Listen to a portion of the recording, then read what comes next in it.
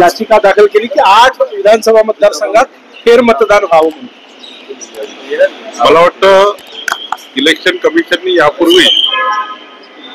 काँग्रेसच्या जे काही इलेक्शन कमिशनला त्यांनी निवेदन दिलं होतं या सर्व मुद्द्यांचं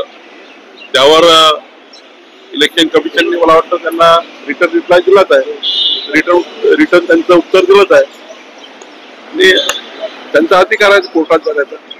पण ते अजूनही पराभवाच्या मानसिकतेमध्ये आहेत। त्यांनी जर पराभव स्वीकारला आणि पुन्हा जनतेमध्ये गेलं तर काही त्यांना पुढच्या काळात जनतेच्या शुभेच्छा मिळतील, पण या मानसिकतेमध्ये ते अजूनही आहेत ईव्हीएम वर दोष देण्याच्या।